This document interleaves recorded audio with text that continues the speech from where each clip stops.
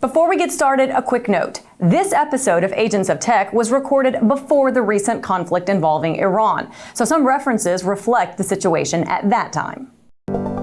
The United States and China control more than 90% of the world's AI computing power. In practice, that means most countries rely on either America or Chinese firms, chips, and rules to access the most advanced systems ever built.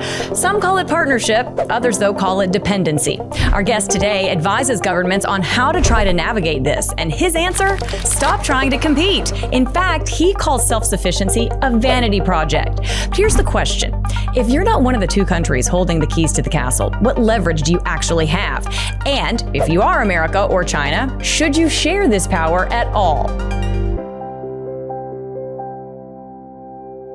AI is becoming part of the infrastructure that underpins modern economies. Whoever controls it, controls the future. Wain from the Tony Blair Institute says, control what you can, steer where you have leverage, and then depend on those partners for the rest. But is that a good strategy? My co-host, Laila Rizvi, is here with us in DC with her thoughts. And before we get into today's interview, I'm asking you the question, do you think there is a best path forward? So, Autria, I think this is pretty much a catch-22 where I think it's almost impossible for any other country to compete with China and the USA and compete on the accumulation of both technological power and economic power. But on the flip side, is dependency the best strategy forward? I mean, we're seeing so much turbulence when it comes to geopolitics and even Britain's relationship with America with this whole seizing Greenland situation and Keir Starmer, strengthening and maintaining his relationship with China. So I really don't think it's a straightforward strategy where you just say, let's rely on our big brother, the USA, and this special relationship. Right. It'll be interesting to see if Ryan thinks that there could be a happy medium somewhere. We'll see. But before we get to that, we do want to hear your opinion. If AI power is concentrated in just two countries, can other nations still be sovereign decision makers, or are they going to be forced into a subordinate position? Tell us what you think in the comments below and tell us where you're watching from. Now, let's get to it today and let's hear from Wain. Ryan, such a pleasure to have you with us today. Thank you so much for your time. I want to jump right into the recent report that was authored by your institute, the Tony Blair Institute, about AI sovereignty. And it argues that AI self-sovereignty is really just unrealistic for most countries. So I guess the big question that we want to get started with, is this not a case for these countries that don't have the infrastructure to create their own AI and become reliant on the existing AI superpowers? Is it not just going to further entrench the existing power balances and really widen the divide between the haves and the have-nots? I think as this revolution unfolds, these are the things that we need to be talking about.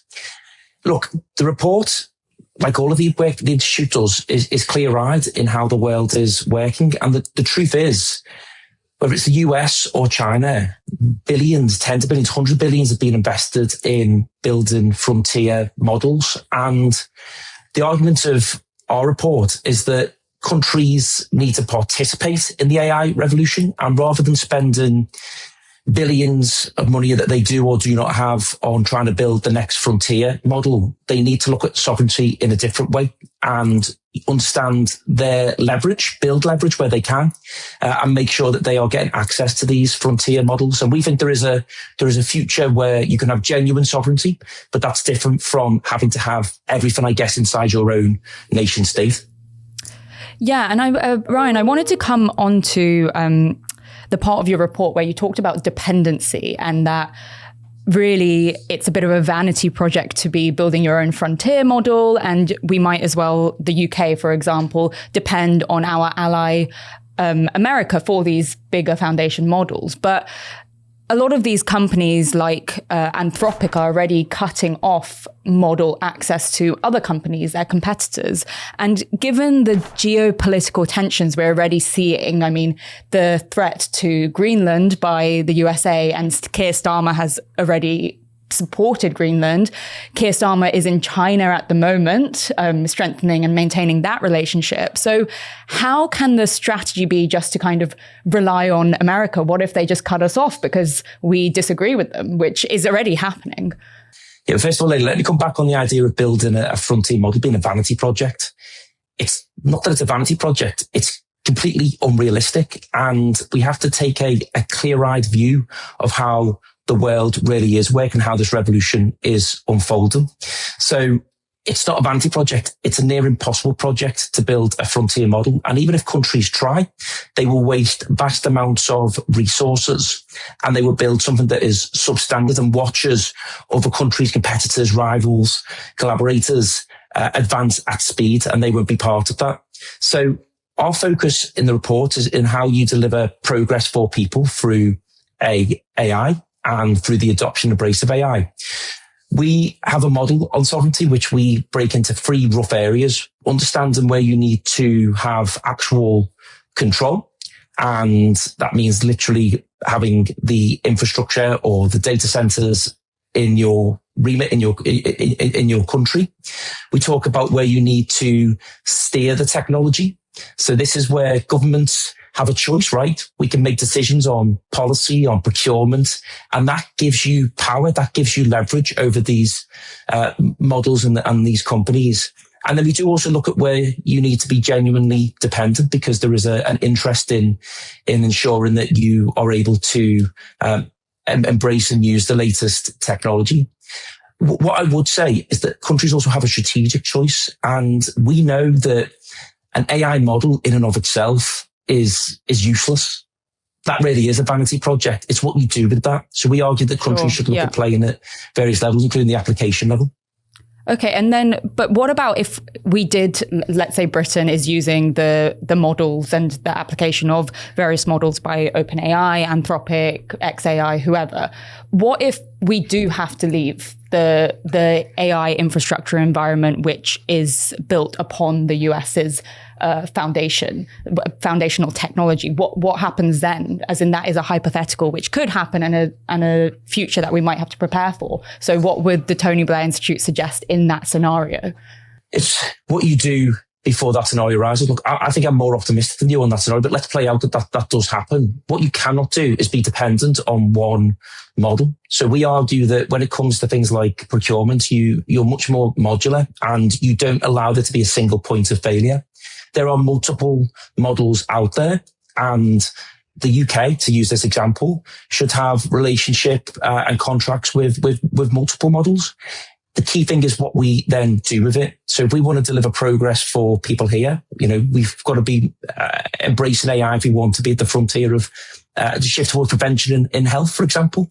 We've got a huge asset in the form of the NHS and data that goes with that.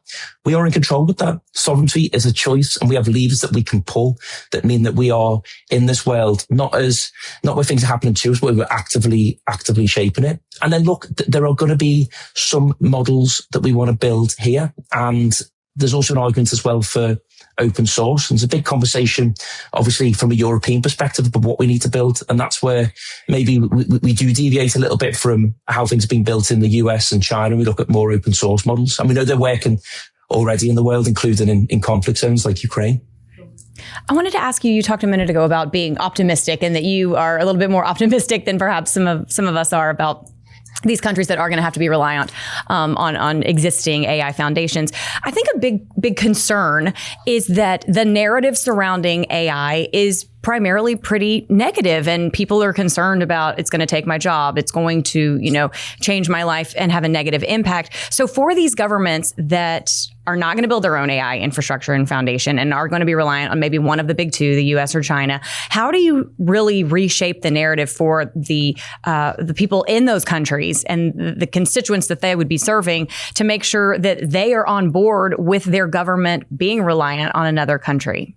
Well, look, a narrative is shaped by reality, or rather the best narratives are shaped by reality. So look at the reality. Take a country like Kazakhstan. Kazakhstan has big ambitions to train 1 million people to be fluent in AI, to become AI engineers. That is a great contribution to what is a interconnected ecosystem globally when it comes to artificial intelligence. So you've got to make the case, I think, to your people. around the role that you can play based on your strengths. Kenya's another great example. Kenya has geothermal energy. We know that AI is energy hungry. They've been able to leverage that and use it to strike up a partnership with tech companies in order to bring AI to their country. I do think, though, you are pointing at something which is we all need to be aware of, which is trusting that technology. And this is where I think we've got a job to do to educate the public, to have debates and discussions like this on what is an emerging technology, but also a technology that's already proven to be transformative. Mm-hmm. And on that note of obviously trust, there was a lot of anxiety around the collection of data, like when the idea of a digital ID was proposed, which a lot of people were terrified of. And I know in one of the reports, you guys advocated for embracing digital IDs and technologies that solve crime, like facial recognition and data-driven policing. But don't you think that's potentially a path to kind of surveilling and repressing the public, or even leading to what could be a totalitarian state, whether that's in a country like China with the CCP, but also in our own democracies, as in you're seeing things even play out in America where people are absolutely terrified of what's going on in Minneapolis. So that is a valid concern of the people, no? And is that maybe not a bigger threat than even the threat of being left behind if you don't adopt those kind of data-driven policies? So how do you balance that, and how do you convince people on that front? Yeah, I think it requires leadership, and it requires leadership that understands this revolution, but is also able to harness it. And that means, having the discussion debate around key issues like privacy, but we know that we can actually probably have better privacy protection through embracing technology. We see that in Estonia, right? Estonia has a digital ID and it finishes top of all the league tables when it comes to citizens' privacy. In Britain now, we are in this absolutely bizarre situation where if we want to prove our identity, I'm doing this live now as I'm trying to rent a house, I have to take a picture of my passport, send it over Gmail to a landlord that I don't even know. Give me a digital ID that is privacy protected. You have to make and win the argument. And I think that's what the Institute is trying to do. We are trying to show that technology is something that needs to be harnessed. It's a really important verb in all of this. You need to grab hold of it. And that happens at a national level as well when it comes to thinking about the new political economy, which I think does need to be built around embracing artificial intelligence. Absolutely. But if you were speaking to kind of a citizen of the UK right now, how would you convince them that, digital IDs are for their safety and for their betterment? As in, what would be kind of, if you had to give it in 2 sentences, what would be your elevator pitch? Yeah, exactly. I would say to them very simply, it will make life better for you, and it will reverse the decline that this country has found itself in. So let's carry on with the status quo by all means, but no one is happy with that. So we need a different future. And I think it is the job of political leaders to be able to understand how technology can deliver that, harness it, and then make the case to, in this incident, the great British public. Like, I really do believe in that. If live facial recognition, remember, you have to be on a wanted list. You have to have committed a crime. The police have to be looking for you anyway. If live facial recognition can catch criminals, get dangerous people off our streets, brilliant. If technology and AI can help you understand where a drone attack might take place in Ukraine and move citizens out of that area, brilliant. If technology can keep a citizenship alive and country running during a time of war, embrace it.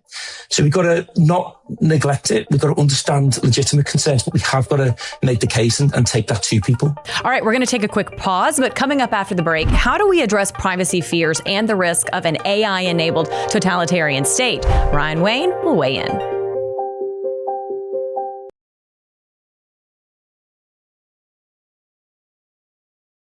Welcome back. Today on Agents of Tech, we've been speaking with Wain, Senior Director of the Tony Blair Institute for Global Change.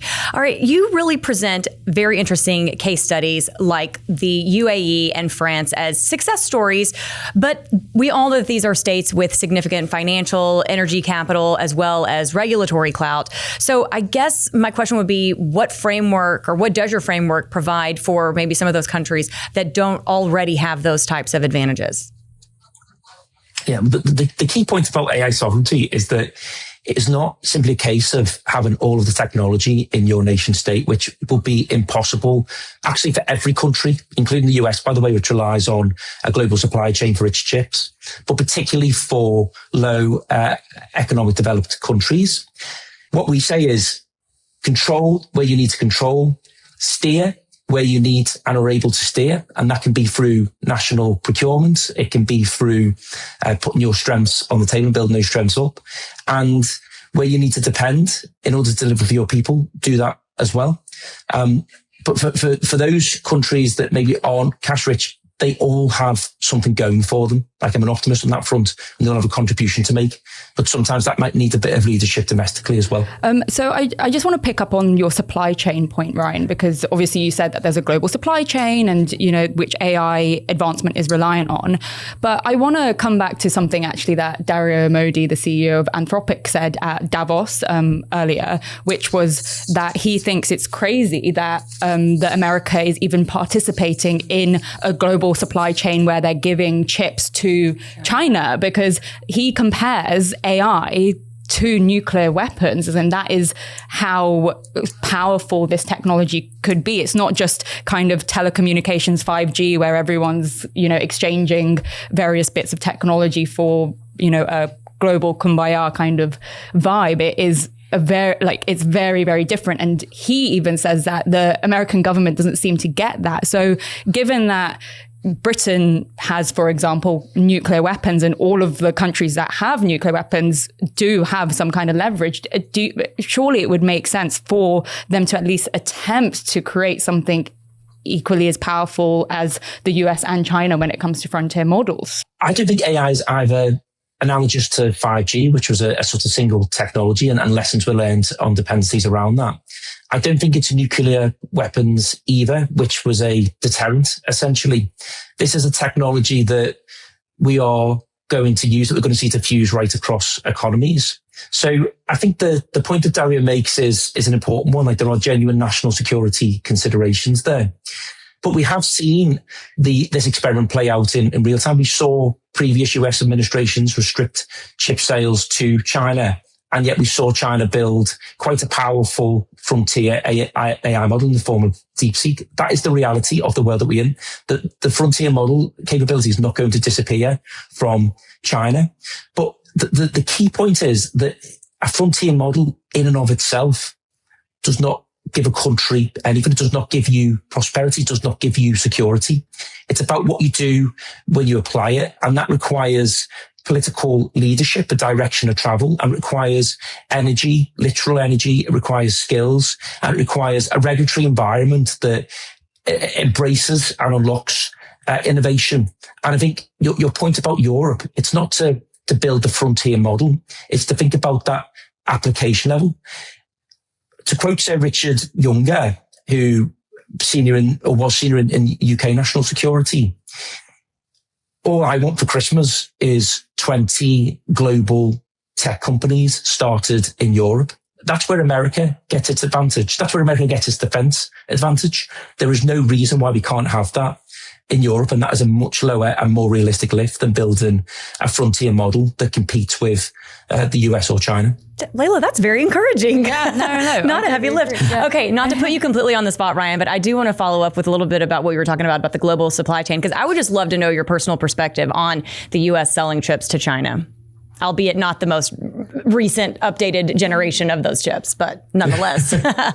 Look, the global supply chain, the AI revolution, the world is interconnected, and you cannot pretend that is not the case. So that's where I start from. So looking at it from a purely personal perspective, I have no qualms in the US selling chips to China. I think there needs to be a relationship with China. the dangers presented by AI, and I'm making no mistake that there are dangers. This is a general purpose technology. It can be used for bad. That is going to be solved through global AI governance, through global governance. And you only get to that through engaging, through dialogue, through diplomacy.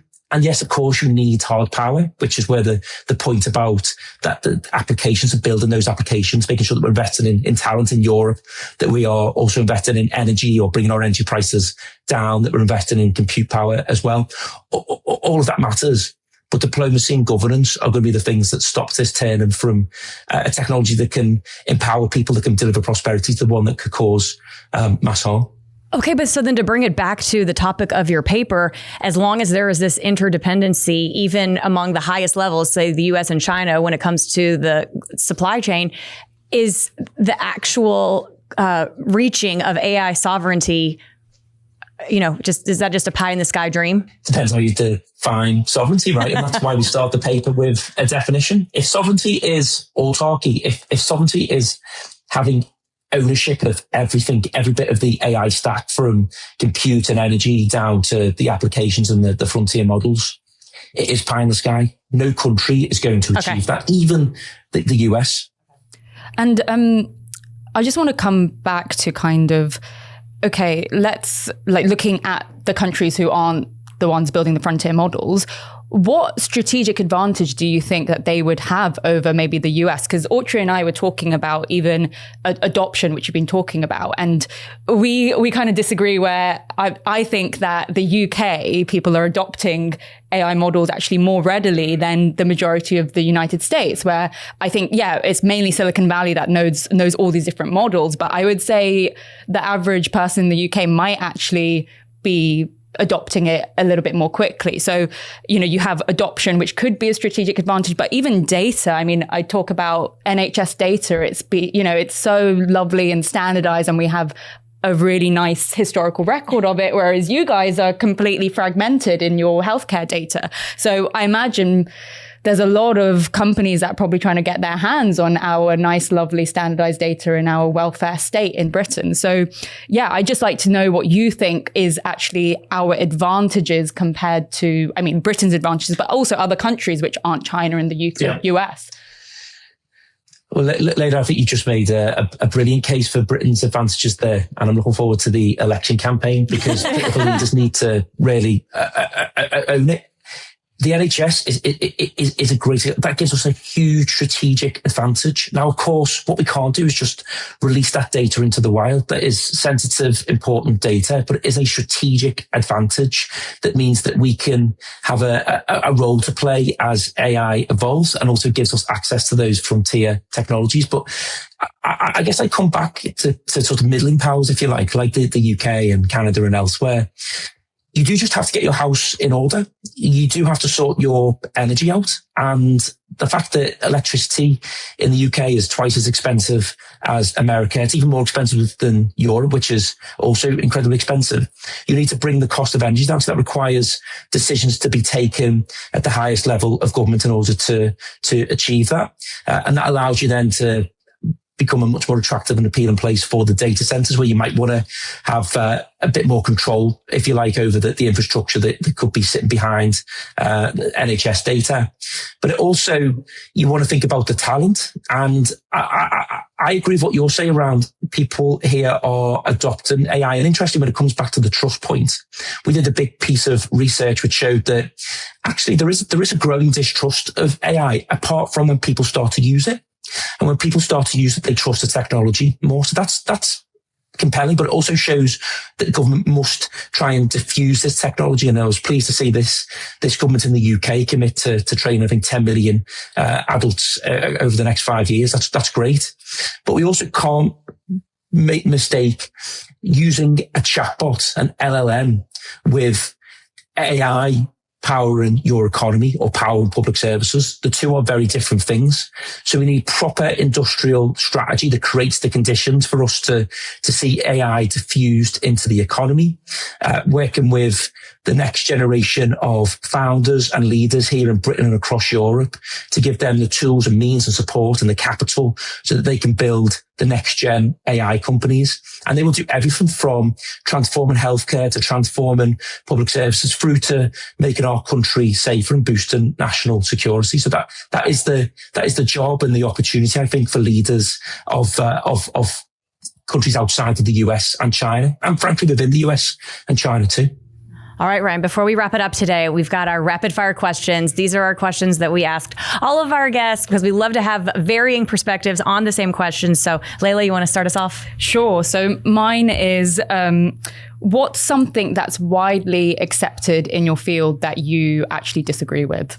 I am in the world of, I guess you would call it, sort of centrist politics that believes in progress. We are obsessed with the climate agenda. It's become ideological and sacred. When it comes to AI, it is going to need energy. And I disagree with this pursuit for clean energy as quickly as possible. I think we need cheaper energy as quickly as possible. And I actually think that will help us with the climate debate, which obviously climate change is real, it's happening. But this clean energy agenda, I think we need to move on from that. All right. My question for you, where do you feel people will draw the line at bringing AI into their lives? Yeah, I mean, you can never tell with people, but I'd like to hope it's in their personal life, their romantic lives. But I think I've already seen that illusion shattered on my Twitter feed. So yeah, that's where I'd hope. But it's amazing how quickly you just give everything up if you can do more with less, right? Yeah. As in, I'm astounded by myself even. Right. Like, just run with it on my entire laptop. Yeah. I mean, I saw something the other day of somebody was saying, I want AI to come in and do my housework so that I can do the creative projects that are, are my pet projects, not do my pet projects so that I can get busy with more housework. So yeah. I've heard of date where the guy whips out ChatGPT and in real time works out what the best response is to that ain't great. Yeah. That sounds like a reality show in the making. And again, that's a good application of AI. Yeah. All right, Ryan, thank you so much. Appreciate all your thoughts today. And thanks for taking the time to talk with us. It's been a pleasure. Thanks so much. Cheers, guys. Thank you. All right, absolutely loved that conversation with Ryan. What stuck out the most to me was his answer that honestly wasn't scripted, but about whether he thinks true AI sovereignty is just a pipe dream when it comes to one country being able to create everything, start to finish with their stacks, without a reliance on somebody else. And he essentially was like, no. Which is crazy because is that really sovereignty? But I guess that's why Taiwan is a tense in play. Exactly. But in my head, I think that's what the United States is truly marching toward, is to try to, is that their idea of sovereignty? I mean, if you end up having a country of geniuses in the form of these super intelligent or very powerful AI models, you're not going to share any of that. Why would you? And even my question, which I didn't actually get to ask Ryan, is, okay, yeah, we're talking about dependency. That's the best strategy for everyone else. But if you were America, if you were in that driving seat at the top, would you share? Would you be that generous? I mean, right? Well, and if history tells us anything, why should they be so right? Like so generous, nice? Yeah, exactly. So I would like to know, though, from a UK perspective, your thoughts on everything that he shared about being reliant on a foreign entity. So something which did change my mind a little bit was the whole conversation we had about adoption. So again, a lot of these CEOs of these companies like DeepMind and Anthropic, I mean, I know Demis Hassabis said that the thing he would advise people is to use these models themselves, because they actually might not know how you can get the best out of them, because they're focused on building the next one and the next one, but they're not playing around with them necessarily on a daily basis, because they're just focused on building the next one. So actually, we might be surprised by how much we can get out and the strategic advantage we might be able to gain if you just adopt it quicker on a mass level. So I think that's something which did convince me a little bit. But I guess we don't really have any choice. We shall see. All right. So, is AI sovereignty real, or is the best that most countries can hope for is really just being a well-treated client state. We want to hear from you. Be sure to weigh in. You can weigh in the comments below. Let us know what you're thinking, and let us know if you're living in the United States or China, who controls the AI in your country. We want to hear straight from you. Tell us in the comments below. Thanks so much to Ryan Wain, and thank you to Laila for your input and for your thoughts today and for joining us. And until next time, have a great one.